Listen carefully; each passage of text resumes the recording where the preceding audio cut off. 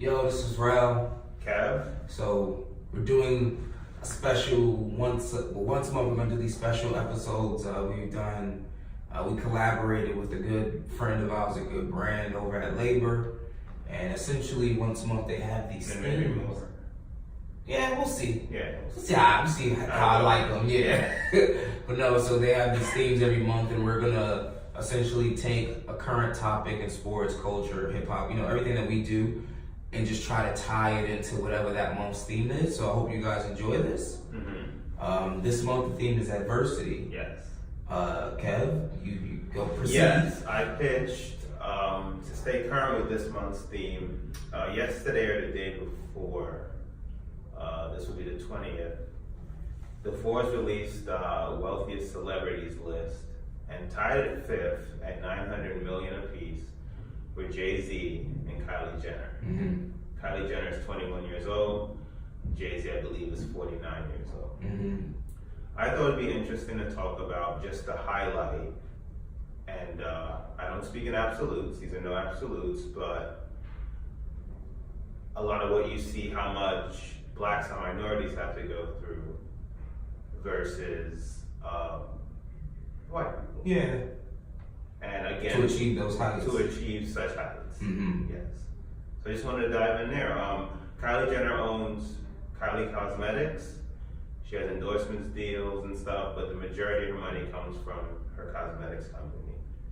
Jay-Z, on the other hand, was a musician for over 20 years, owns Champagne, owns Douce, has stake in Tidal, in Rock Nation, in 4040, and that's another... A lot of things. A lot of things. A lot of things.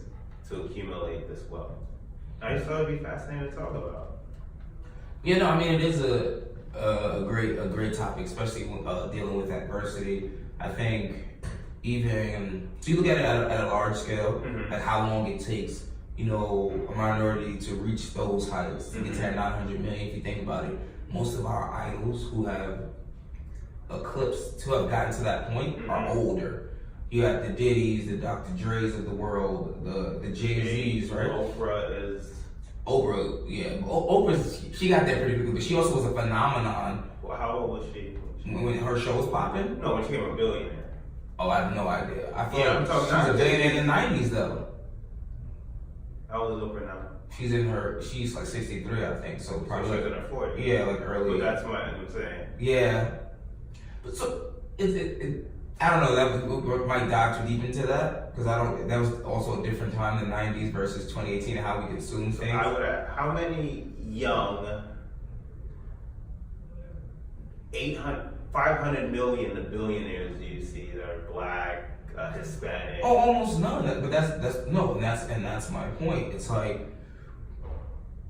there's multiple ways we can attack this from mm-hmm. societal, mm-hmm. like the way we think about ourselves, the way we view ourselves, yeah, and the sense that we don't take risks, mm-hmm. which we just had talked last night with Colin and Ray about this. Like, we don't take any risks. Like, society tells us we shouldn't take risks. Mm-hmm. We feel like there's things that we can't do. We don't try to do. We're afraid to take risks. Mm-hmm. But then also, me and you had a conversation last week about how, us being probably the most successful people in our families, I would say. Yeah. And how we have to constantly give back, whereas a lot of... And that pulls you down. Of course. Like, it slows down the progression. Yes. Yeah, so there's like, for example, in my life, there's a lot of kids who, same age as me, probably make the same as me, mm-hmm. but they live freer because you don't have student loans, you don't have to give any money back to your family, and in some cases you still get financial help from your family. Exactly.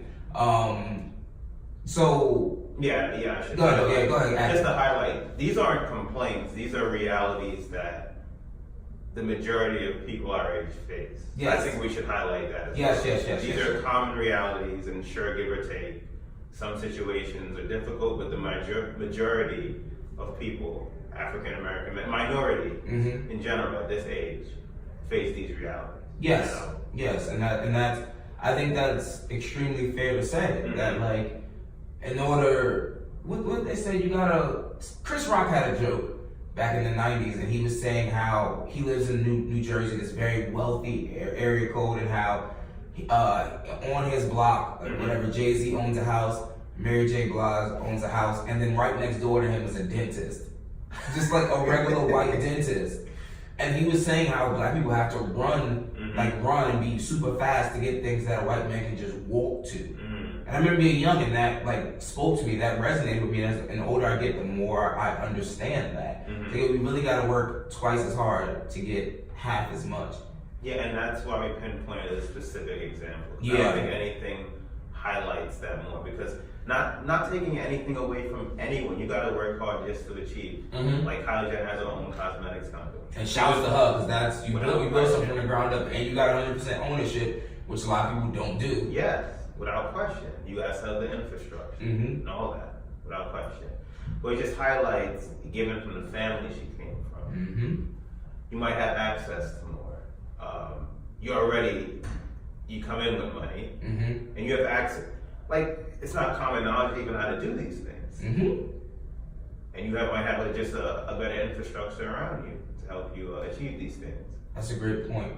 Because when we were talking off-wax, I was looking at it from the other side. Remember, I made that point, but I was making that point more so like, I don't really understand why this would be a topic for adversity. Yeah. But when I made that point, I look at it that way. Like, Kylie's 21, and because she had some people before her to pave the way, Cam, Chloe, Chris, her mother is like a fucking business, magnet. You had people, so you're 21, you walked in with all of that knowledge. I'm sure that Chris and all of them made mistakes along the way. I'm sure Kim wish she got 100% stake ownership in something that she started. And yo, you do that. Look up, you $900 million in. Whereas Jay-Z comes from the streets, used to sell drugs.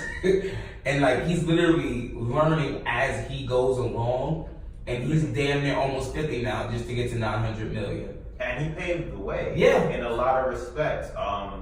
Partnering with Def Jam versus just signing with them outright. Stressing to own your masters because he realizes the importance of that. Starting Tidal to further enhance that message. Like, the people that signed in, remember when they did the whole trailer, it's a room full of artists. Him, Kanye, J. Cole on the stage, numerous artists, Madonna, whatnot. They all have stake in the company because he realizes, and what he's been preaching for years, is that these labels rob you and whatnot. Know your worth, pretty much, without going too deep. But then he had to navigate that because you know how many stones were thrown, how much flack you have to take. And those are pretty adverse conditions because you're just navigating on a road that you have a destination in mind, but you don't really know if your route is the best, if your method's the best. You just gotta figure it out as you go. Yeah. I would say, like specifically in the music industry, I'm always like surprised when I find out like how, and I don't want to sound like, I'm so like ignorant to people's struggles. I know there's people out here struggling who don't have like dollars to their name, and trust me, I'm sympathetic to that. I empathize with you. But like, for example, someone like Drake, for example, right? Who's been tearing up the charts, breaking streaming records, 10 years now? Like, just been in the game, on the top of the game, like dominating the game, $100 million. And it sounds like a shit ton of money, but if you think about how much money was taken from him, how much people, how much money people made off of him, like, you know what I'm saying? Like, he should be worth like 500 or somewhere along, something that you would think would be more reasonable. Like, when I see that number next to when I Google his net worth, I'm like, that's not really that much, given everything that he's done. You have Apple reportedly signing you to a $20 million contract. And with these, when they give you all this money, companies in general, you gotta always think how much they can give. I'll give you $20 million up front. He has broken the streams record repeatedly. You know how much listeners he's brought in. They quadruple that money, And that just goes back to what you're saying with Jay-Z, because he started as a musician.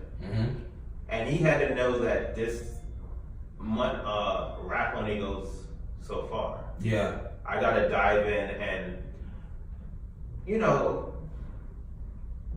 invest your money, Yeah. But I gotta I gotta start my own stuff. You've been preaching that for a while now. Yeah. So, I think, just want to double down, this is not a complaint. No. It's really just like To highlight. So a lot of the issues that I feel a lot of minorities have to deal with, like to get to like what people would even consider success. And success is a subjective thing. Like everyone has their own idea of what success is. But if it's anything as far as like accomplishing like major goals or hitting any like major financial targets, that comes just overall, that comes with way more stress, way more hurdles, way more adversity if you're a minority. Yeah. If you're a minority, the odds are way higher that your path is going to be way more difficult. Just to get half. Yeah. Like to break into just like the smallest piece of the pie. To get a crumb. It's hard. It's way more difficult. And I mean, I think something I was telling you, Wax, also is like, as this generation builds, then we set the path for the next generation, like our kids, to be good. But by that time, the next generation of white kids, they're good too. Like they're in a way better position. It's like, yo, if I put you here and you have a 400-year advantage, head start, then you're gonna always be ahead. And it takes a lot. Like if you think about, like, you look at the Forbes billionaires list, right? Yeah. None. Oprah. And I think there's like one guy from Nigeria, a few like Africans, but for the most part, none. And if you look at most of those billionaires, aside from like the Zuckerbergs of the world, the Bezos, the Walmart family. Well, even the Walmart family, they inherited that. Yeah. So excuse them. I'm sorry. Outside of the Mark Zuckerbergs and the Bezos, most of those people like grew into wealthy families, and props to them because they accumulated that wealth. But they were born into a wealthy family, and you just keep growing. And I think in America, which is crazy, this capitalistic society, like I think the top 1% control like 80% of the wealth, some nonsense like that. I forget the exact figures, but I know it's something like that.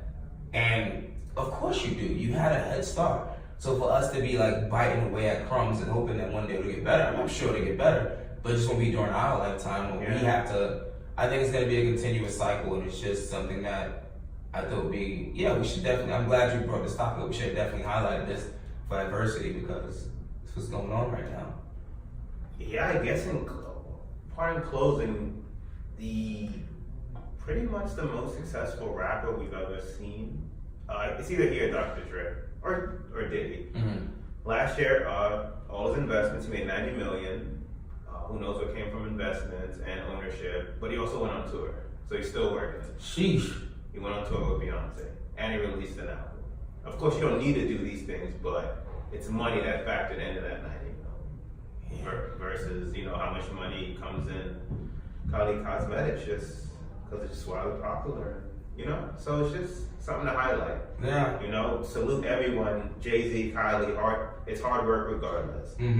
Like that is a number you don't just hit regardless of where you come from, unless you're mega wealthy, Yeah, and there's another, we can go on for days about this, but I'm trying to keep it brief. Like the most successful black people that we're the most aware of are in entertainment or sports. Yeah. Whereas the majority of why we become rich in business, real estate, all of that stuff. I just thought I'm gonna just let that linger up. I'm gonna let that one just drop out there, marinate. Yeah. Like our idols are musicians or athletes. Yeah. And that's what that's who we look up to. Like, yo, this is, it's crazy that Jay-Z's making $900 million, but realistically, to a lot of people out in the world, that's nothing. And then when you factor in cultural influence and should be worth more, but that's just the life we live. I think in closing, we just want to highlight that. Yeah. As first bit in this series, Yeah, that's hope dope. you guys found enlightening, and it's just our thoughts. And I hope you guys enjoyed this little mini extra content that we provided. Next month is responsibility, so we'll have something, whatever's current during that time, we'll relate it to responsibility.